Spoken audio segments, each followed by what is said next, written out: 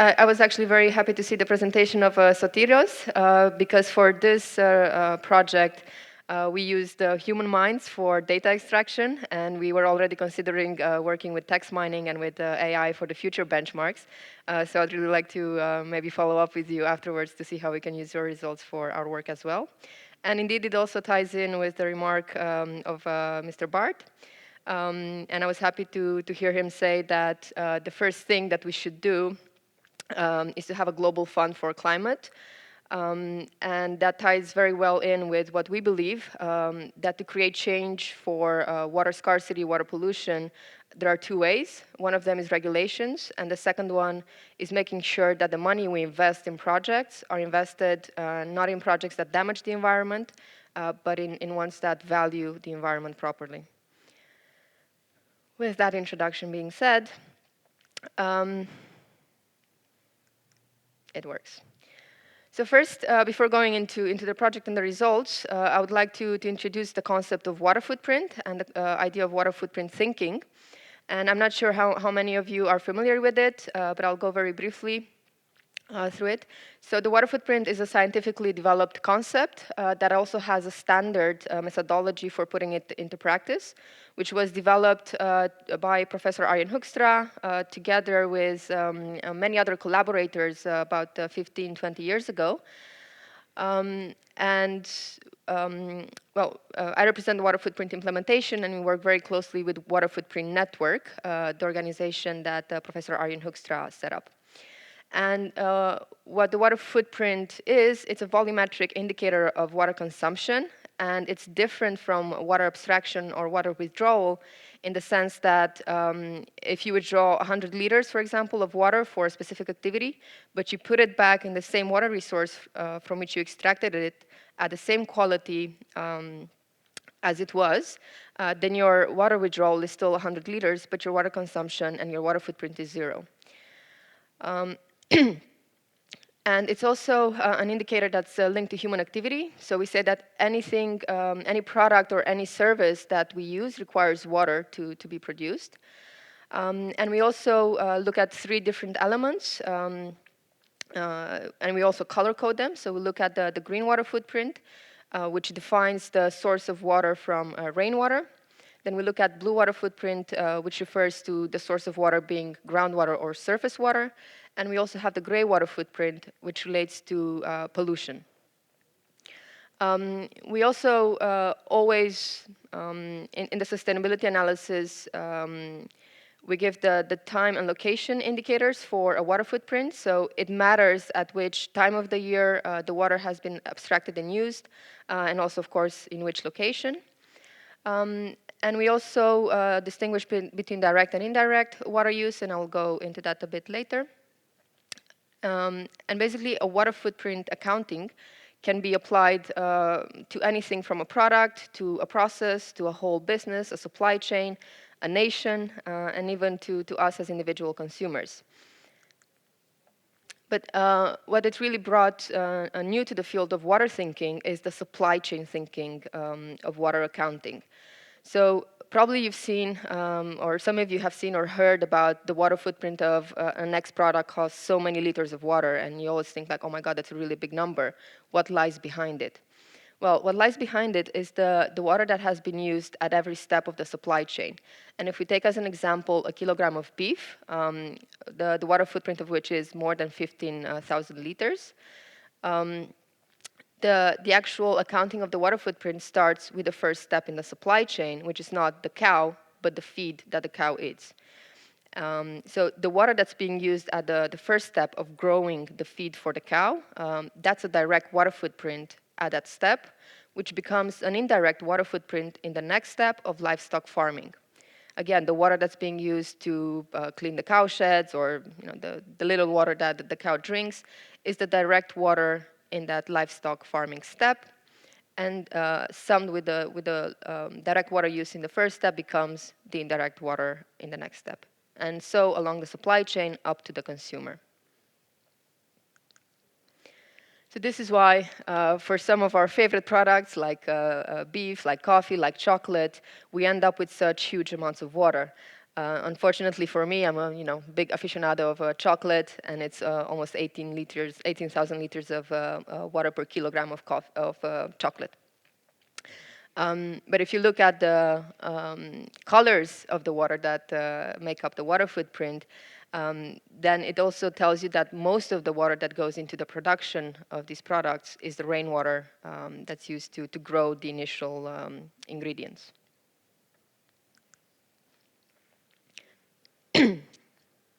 So until recently, water issues were addressed at a local or regional scale. But what we argue with the idea of a water footprint and virtual water embedded into products is that in order to address water issues, water scarcity, water pollution, we also need to address them in a global context.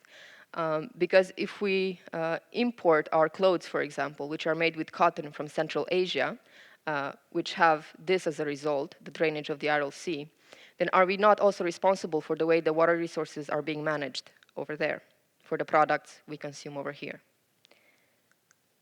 And this is just one of the most recent illustrations of the effects of overconsumption of water for human production. So how does that tie in with the financial world? Well, of course, behind the production of the goods that we use lie investments. And the question we ask, and we hope investors and banks will ask themselves, is it a wise investment when, for example, you are trying to produce asparagus in Peru in the middle of the desert with less than 1 millimeter of rainfall per year? Which happened, and which had as an effect, of course, very highly decreasing and very quickly decreasing groundwater table levels. The demand increased to the level that the speed of recharging the groundwater was not sufficient, and that also had an impact, of course, on the communities that lived in the area that also were depending on the same water resources for the drinking water. So I assume that the company that was owning the agricultural fields and the investors behind them had run both into the physical risk of water, the reputational and the regulatory risk of water. So how can that be changed? How can we help investors make wiser decisions? Well, in 2018, we had the first edition of the benchmark for financial institutions on water sustainability. Together with the Water Footprint Network, they developed an assessment framework for this benchmark based on the water footprint concept. And it was applied to 20 large investors in the Netherlands, and you will see them in the following slide. The investors were scored and ranked accordingly. And on the right-hand side, you can see the figure that describes conceptually the assessment framework. We basically looked at a number of categories, starting with policy disclosure. So what Sotirios presented before, instead of having an AI looking through documents, we had some human minds diligently going through tens and tens of reports, policy reports, sustainability reports, policy reports from the investors. And they looked for information on water. We looked at water accounting, both in the operations of the banks, but also in the supply chain. So basically, are they accounting for how much water they are using in their operations? But also at the three pillars of the sustainability assessment of a water footprint, which are the efficiency of water use, the environmental sustainability, and the social equity. And that both in the operations and also in the supply chain of the investments in which the banks are putting their money in. What the first benchmark found, of course, unfortunately, we saw that for most banks and most investors, water is still a blind spot in their policies. Most of the investors, most of the banks just do not consider water as a materiality for them. They don't consider it affects their business. And if you think of the ESG frameworks, environmental and social governance frameworks, the E that stands for environment for banks translates mostly into carbon, into greenhouse gas emissions, but water almost is never taken into account. So looking at the 20 financial institutions that were scored in the first benchmark, we see, for example, NIBC Direct tops the score. We see none of them have passed the 50% scoring mark. And we also have some of the financial institutions really at the bottom where water was not mentioned at all.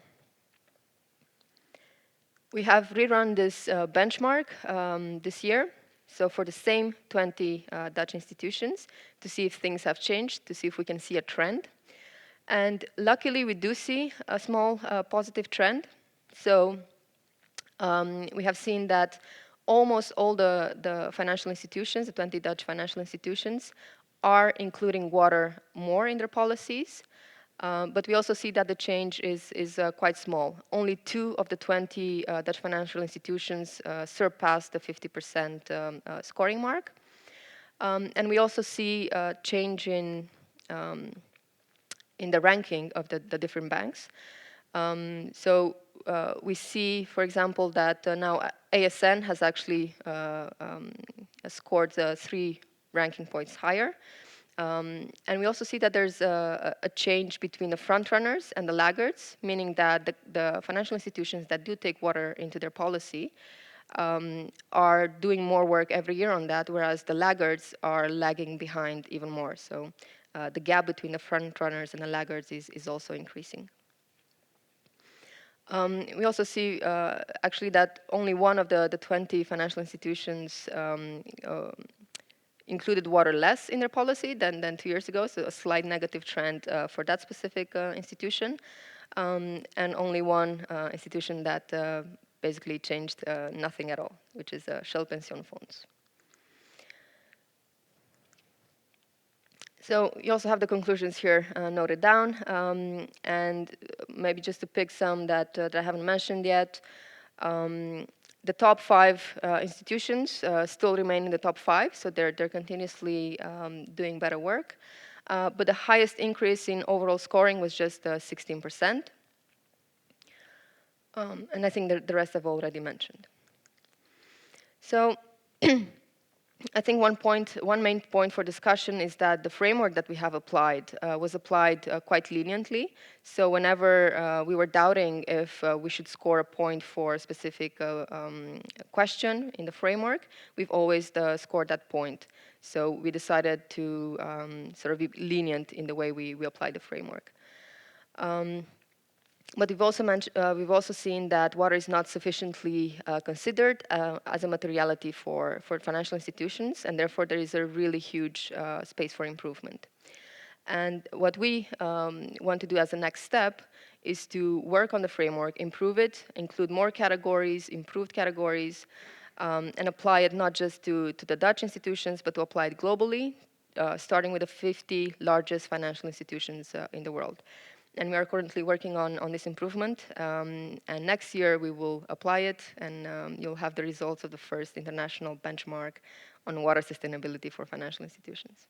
Thank you.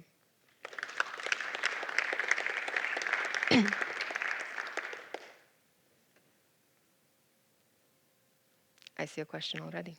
Yeah, thank you, Ioana. Yeah. Thank you very much for this presentation. I really like this kind of work. But are these different categories, are they mutually exclusive, or can they be, say, internally competitive? Like social equity versus efficiency, that can maybe be a conflicting criteria in itself. And what does it take to get at 100% score, so to say? Well, we don't see them as conflicting. It is true that for a financial institution to get to 100% score, they would need to be very demanding from the companies they invest in the way that they are doing the reporting and in the way that they are looking at the impacts of their water use on the other users who are competing for the same water resources, on is there sufficient water left to satisfy the environmental flow requirements. So indeed, it's quite a demanding framework if you want to reach 100%. But I think that's also what's needed if we do want to see change and if we do want to see the issues of water scarcity, water pollution addressed. Not sure if that fully answers your question.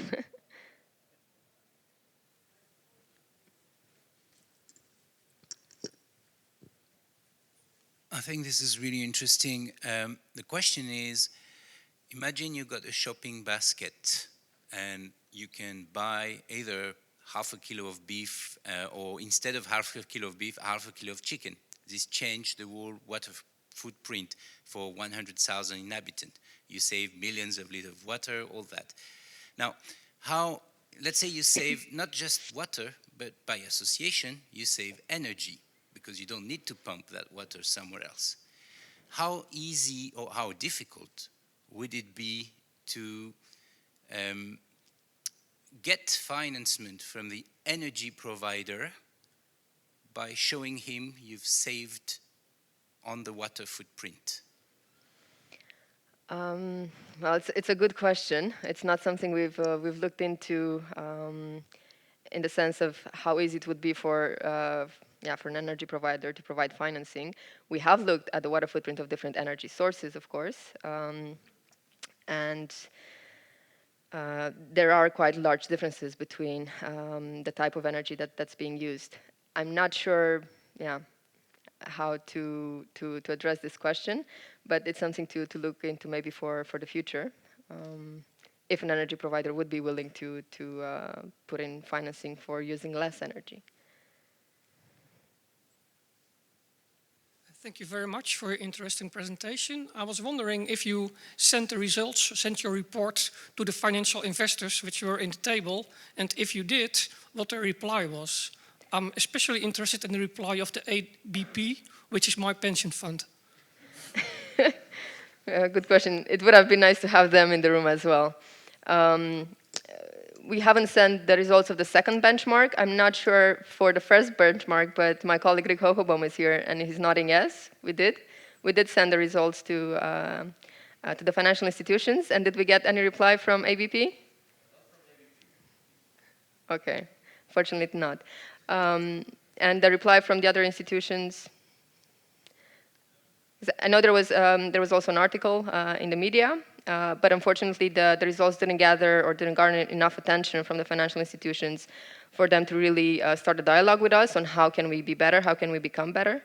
And for the improved benchmark, the project that we're doing now, we've actually set up a technical working group of different financial institutions, international ones. And we've also reached out to a number of the 20 Dutch that we've benchmarked in 2018. But unfortunately, I think only one of them agreed to participate, and the rest were just not interested. I think the way forward really is to have them on board in developing the methods so that they can embrace the results. Exactly. This is what we're doing now with the technical working group for the improved benchmark. In the first benchmark, I think that the means were not there, the possibility was not there, but now we took that possibility. But still, even if we invite them to participate and develop the framework with us, most of them are not interested. Yeah, but well, I'm still hopeful for the future. Like ABP a few weeks ago said they won't invest anymore in oil and gas. So maybe next thing is in not investing in not water sustainable investment. So and it is also nice to see. Of course, I can understand you want to go faster, but a general increase over the whole line is very good start because you started to make this transparent only 2 years ago. So. Yeah, I well, wish you all the best in the next steps, of course. Thank you. And maybe I can have also just a last question. It's like I was startled by your phrasing of freak event. So yeah, it was new to me. It also scared me a bit. A term like that, freak. It's. But what did you now see within all these documents that you assessed on the most? Of course, asparagus example is of in a desert is I think also freaky. But is there a certain sector or product that stood out that we're as Dutch investors are investing in? And you said we should stop that tomorrow if we could. The short answer is no. But indeed, there are a few sectors that are named more often, where we do find information on the banks considering what a material. And I think most of the times it's agriculture.